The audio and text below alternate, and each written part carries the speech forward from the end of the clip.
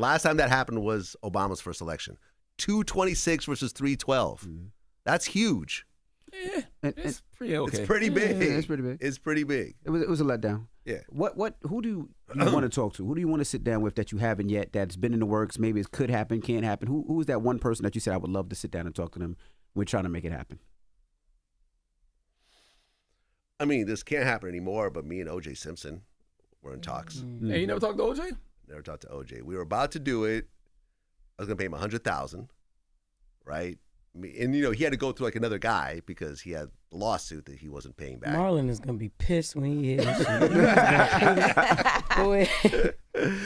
So me and OJ Simpson were supposed to do an interview. They just said, don't get too deep into the blood evidence and stuff like that. And I said, that's cool. You know, I'll touch on the trial. But I don't even know why it mattered at this point, but go ahead. Right. So it was all set up. And then it was like, okay, he wants cash. So I talked to my accountant. They're like, okay, we could do cash. They just have to fill out a W-9 and do an invoice, whatever else. But you couldn't give it to him directly. I didn't give him to his man, right?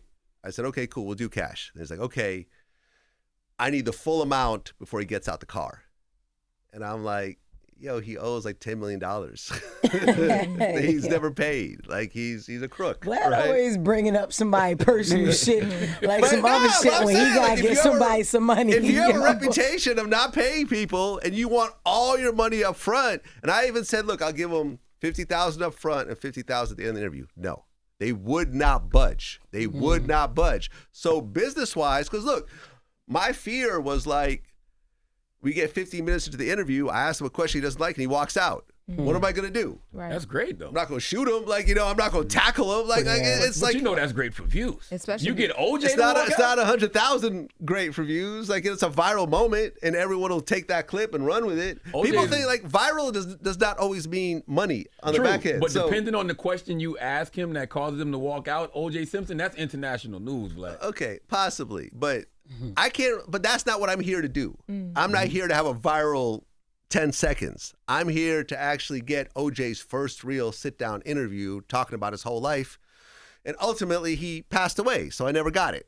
You know, would it have probably gone well? Probably, but as a small business, I can't take $100,000 risks. I mean, I could, but it's not good business sense to do that. I'm a CEO. I have a dozen employees. I have office space. I have people who depend on me to pay their rent. So I can't just sit there and gamble $100,000 with someone who doesn't want to work with me. When were y'all in conversation? Like, how close to his passing? Maybe like a year. Okay. Yeah. And you think OJ did it?